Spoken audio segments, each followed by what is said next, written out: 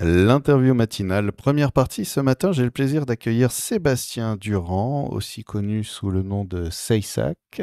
Bonjour Sébastien. Bonjour tout le monde. Je t'avais interviewé d'ailleurs à l'occasion d'une Cessac. À plusieurs reprises d'ailleurs, oui. Ouais, voilà. Et là aujourd'hui, si tu nous rejoins, c'est parce que tu viens nous parler de cette année qui arrive pour Musique en Bastide, l'association donc Musique en Bastide, puisque tu es nouvellement élu président de l'association. Absolument, oui, c'est tout frais. Suite à l'AG du mois de décembre, j'occupais jusque-là le poste de vice-président. Et à dire vrai, ça ne se bousculait pas trop, mais ça a semblé moi tout à fait normal, vu mon attachement et mon investissement dans cette association, de prendre donc la présidence suite au départ de l'ancienne présidente, que je salue et que je remercie vivement du travail accompli, Aurore de la Santa. Se bousculer pas trop, c'est étonnant, hein. C'est jamais la grande foire d'empoigne hein, pour prendre ce Ah non, mais je poste. fais de reproches absolument à personne parce que c'est quelque chose de très impliquant et c'est important et voilà, c'est Justement, en parlant de ton parcours, comment est-ce que tu as rencontré, toi, Musique en Bastide, avant alors ta c'est première? je pense que ma trajectoire est un petit peu similaire à l'ensemble des personnes qui intègrent ou qui ont intégré ou qui intégreront bientôt aussi le bureau ou alors le conseil d'administration de Musique en Bastide. Tout a commencé avec la musique et pour ma part, c'est lié à mon fils cadet qui a fait de la guitare et qui en fait toujours d'ailleurs. Et c'est comme ça que ça m'a hameçonné. Donc, j'ai découvert Musique en Bastide en tant que parent d'élève. Et rapidement, Cédric Rougier, le directeur que nous connaissons tous, donc de Musique en Bastide, c'était en 2019 ou en 2020, souhaitait organiser un festival de rock et de métal. Et c'est là où mon fils Gaël, donc, qui s'est occupé d'un sujet qu'il ne regardait pas, il a intercepté une conversation entre adultes. Il a dit oui, mais il y a mon père qui aime le métal et qui chronique pour un webzine qui s'appelle Korenko et peut-être qu'il pourrait vous aider. Et c'est comme ça que j'ai mis un pied plutôt dans le côté organisation du bureau et c'est comme ça, bon an mal an, que j'en suis devenu le vice-président. Alors effectivement en charge de cet événement métal, mais plus généralement en charge des bénévoles et de la communication, notamment avec les affichages. Voilà. Oui, parce qu'on t'a vu aussi de nombreuses fois comme ça arpenter l'entre-deux-mers, Ah oui, les oui, oui, oui, braqueurs oui, mais d'affiches. le fait que je sois couleur d'affiche ne me dérangeait pas du tout. C'était un travail tout à fait intéressant. Et cette association, donc oui, parce que tu parles de la partie école de musique, cette association a, on va dire, une double mission en fait. Double mission, mais c'est vrai que la mission la plus essentielle, ça a commencé, il ne faut pas l'oublier, avec cette école de musique. C'est effectivement ce par quoi tout a commencé.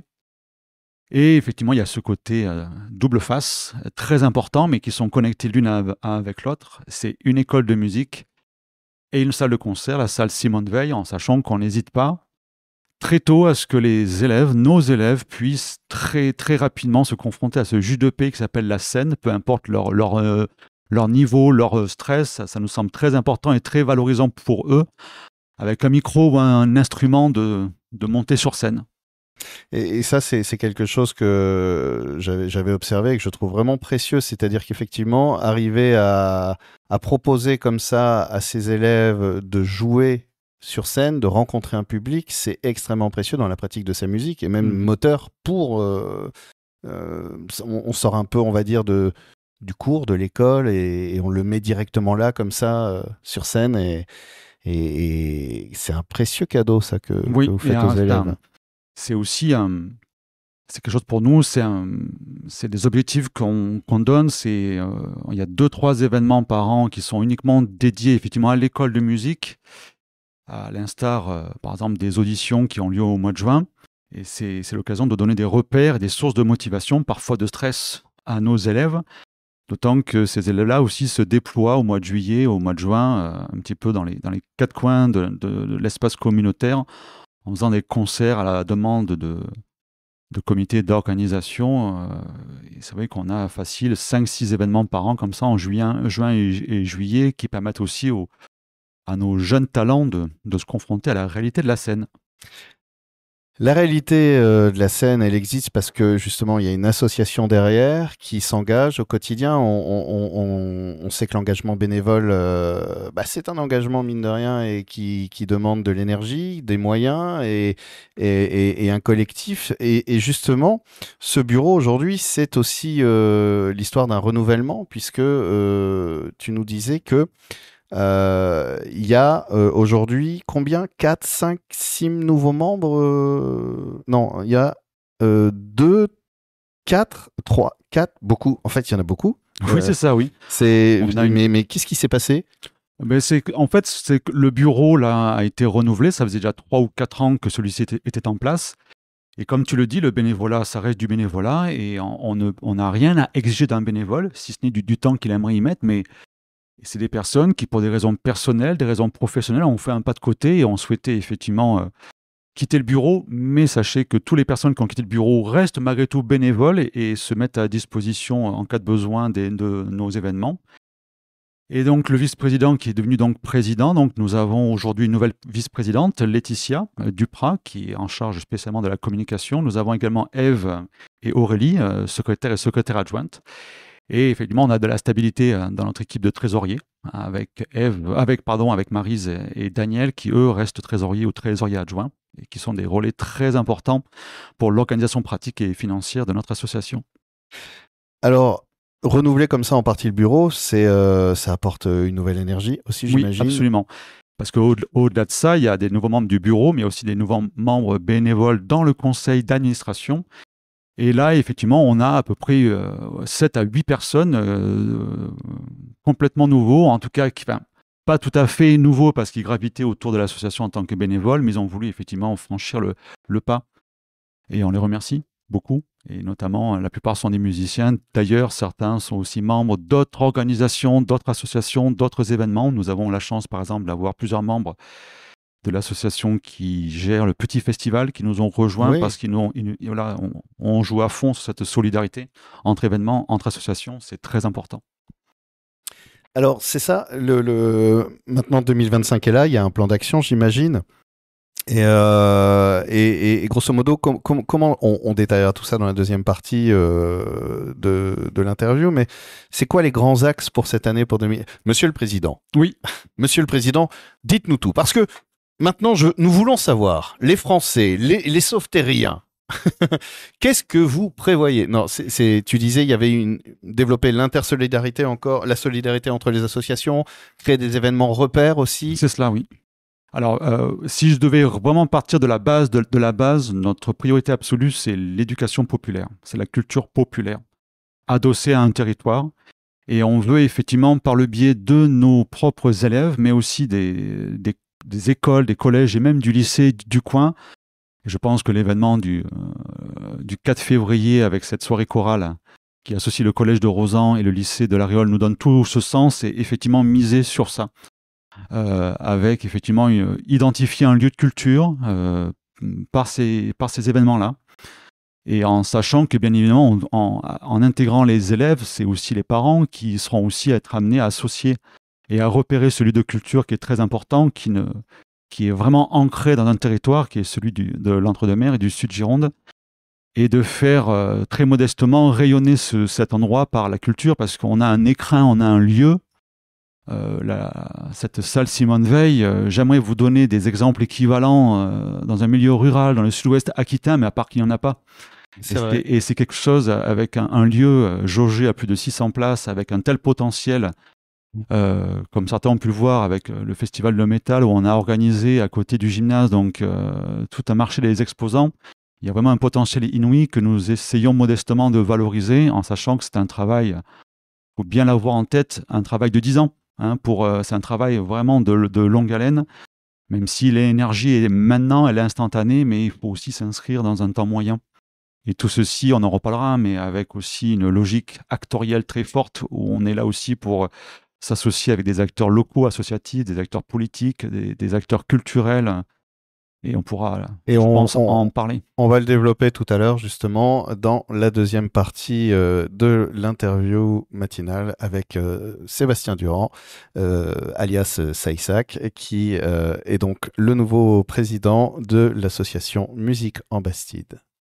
L'interview matinale, deuxième partie, toujours en compagnie de Sébastien Durand, président de l'association Musique en Bastide depuis décembre 2024, juste avant cette nouvelle année 2025. Sébastien, on dit que les fans de numérologie, j'ai vu les posts Facebook, balancent que 2025, c'est l'année du neuf, de la transformation.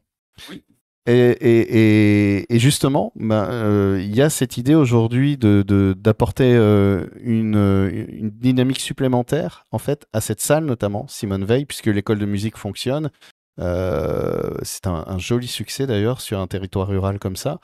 Et aujourd'hui, il y a cette salle Simone Veil avec un lieu, tu le disais tout à l'heure, assez exceptionnel, parce qu'il ne s'agit pas juste d'une jauge de 600 places, il y a aussi un équipement, une qualité sonore, visuelle, qui est assez précieux et assez unique, au moins ici en Gironde, ce genre de structure. Et donc l'idée, c'est comment faire vivre cette structure, comment la faire découvrir au plus grand nombre en fait, et leur montrer que là, juste à côté de chez vous, vous avez ce lieu. Oui. En fait, c'est une question de off et de on, hein, c'est-à-dire qu'il y a des événements qui ne sont pas forcément très spectaculaires, mais qui sont importants pour nous. C'est par exemple de faire de la salle Simone Veil un accueil pour les artistes, par exemple. Donc, il y a des résidences qui s'organisent avec un partage, hein, parce que c'est aussi, il ne faut pas oublier une salle de partage. Donc, ce n'est pas du tout la propriété de Musique en Bastide. C'est la mairie, effectivement, qui nous met à disposition ce cadre et ce dispositif technique tout à fait remarquable. Mais dès que, effectivement, le calendrier le permet, on peut accueillir des artistes en résidence. Et il y a le côté on, effectivement, avec ces manifestations qui accueillent à la fois du public scolaire, mais qui est ouverte aussi donc à l'ensemble des personnes du coin, mais aussi de la région, quand il y a des événements importants. Et c'est de visibiliser effectivement tout cela en voulant rendre hommage effectivement à tout ce tissu artistique local, parce qu'il y a vraiment beaucoup d'artistes et de groupes qui gravitent effectivement autour de la salle, parce qu'on a quand même un foyer humain assez important, hein. On a plus de 40 000 personnes sur un rayon de 10-15 km, donc il y a vraiment de quoi faire. Et modestement, on essaie de le mettre en avant. La parcelle, par exemple, qui a eu lieu il y a pas si longtemps, là. C'est fin janvier, oui. C'était fin janvier. C'est un peu dans cette idée-là. Absolument, c'est essayer de valoriser à la fois les artistes locaux, régionaux et aussi nationaux parfois quand on le peut, notamment d'un point de vue financier. Et c'est vrai que la parcelle, c'était vraiment là, nous adosser vraiment à des groupes locaux qui viennent du coin, tous styles confondus, même si beaucoup de groupes aiment le rock'n'roll, et effectivement, il y a cette teinte rock qui apparaît depuis 2 ans. Mais plus généralement, c'est le fait de vouloir donner des repères dans la programmation pour qu'on puisse effectivement, avec cette forme de stabilité de la programmation aussi, fidéliser le public. Savoir, et c'est le cas, on peut d'ores et déjà annoncer une parcelle numéro 3 en janvier de l'année prochaine, hein, le dernier samedi. Ça fait maintenant plus de 5 ans aussi que le festival de métal existe, donc 3e week-end d'octobre, c'est le festival de métal, donc ça c'est un point qui est important. La fête de la musique, voilà, c'est des repères. Nous avons aussi une belle expérience l'année dernière, le Baltrad, donc on a aussi envie de valoriser cela parce qu'il y a vraiment une demande dans le coin, c'est très important. Et donc on en a demandé en particulier à un bénévole, donc Frédéric Mounier, de s'en occuper. Donc on espère dans un an, en février 2026, de pouvoir mettre en place un Baltrad en association avec la médiathèque, hein, parce que je ne sais pas si vous vous rappelez, mais la médiathèque est un partenaire très important pour nous. On a des manifestations, des conférences, et sauf erreur de ma part, il y avait une initiation au Baltrad. Oui, il y avait. Lors de cette médiathèque, lors de cet événement Baltrad, et la médiathèque était un partenaire extrêmement précieux de ce point de vue-là. Il y a en fait aussi cette envie justement de diversité. L'idée, c'est d'être un lieu d'expression artistique. Oui.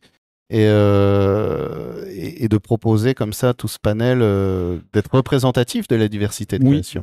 Oui, effectivement, la diversité de musique, de style et aussi de profil, d'âge, mais on se tente. Après, il y a quand même de la musique qui est plus difficile que d'autres de fixer dans un lieu de culture rurale, notamment la musique de jeunesse. C'est un petit peu compliqué. On a essayé effectivement d'organiser des soirées rap, des choses comme cela. C'était un peu plus compliqué à valoriser avec un public effectivement qui était présent, hein. mais il y a encore un travail à faire.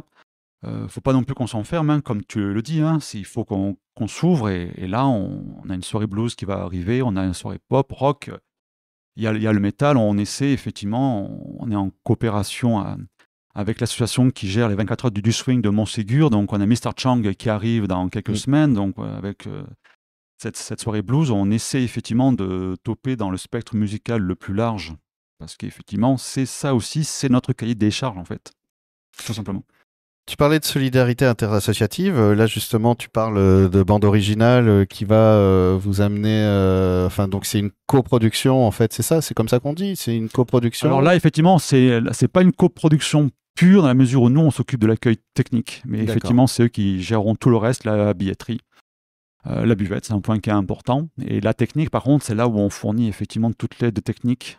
Il y a d'autres travails comme ça qui se mettent en place avec des associations locales? Dans des associations locales, oui, effectivement. On peut travailler aussi avec Targon et Acroprod. On faisait ça, par exemple, avec Explosic, jusque-là. C'est un exemple important. On peut aussi, Musique en Bastide, proposer des prestations techniques. Là, par exemple, le 21 juin, Musique en Bastide va proposer une aide technique pour la fête de la musique à Saint-Brice, par exemple. D'accord. Donc, cette volonté-là. Parce qu'on parle de la salle Simone Veil, je pense que nos auditeurs et auditrices seront ravis d'entendre qu'on peut aussi externaliser en quelque sorte nos soirées ou nos événements. Par exemple, nous avons dans quelques semaines une fête propre à l'école qui aura lieu à Romagne. On aura aussi très bientôt une soirée jam où nos écoliers en quelque sorte ou nos jeunes artistes vont mélanger un petit peu leurs talents dans des groupes, ils vont improviser. Et ceci va se faire à Frontenac. D'accord. Pareil, au mois de juin, nous avons ce qu'on appelle les auditions, qui est vraiment l'événement très important qui valide un petit peu tout l'investissement de nos élèves. Et là, on est en discussion pour le faire avec Monsieur Malambic, le maire de Caumont, pour le faire à Caumont. Donc, on a vraiment cette volonté-là au maximum, effectivement, de centrer notre événement autour de la salle Simone Veil, mais de rayonner effectivement sur l'ensemble du territoire communautaire. Qu'est-ce qu'on pourrait te souhaiter? Qu'est-ce que tu pourrais te souhaiter pour cette année 2025, pour Musique en Bastide, pour vos actions à tous? Mais on peut nous souhaiter effectivement de la réussite, c'est que tous nos événements puissent connaître leur public. C'est vrai qu'il y a quelque chose qui est très important, c'est aussi la santé financière d'une association. Et on a vraiment envie de pérenniser tout cela. On a des acteurs et des partenaires publics extrêmement précieux sans lesquels on ne pourra pas fonctionner. Mais nous allons, ce qui n'est pas simple, parce que ce n'est pas dans notre culture, et moi qui suis enseignant, qui est dans cette...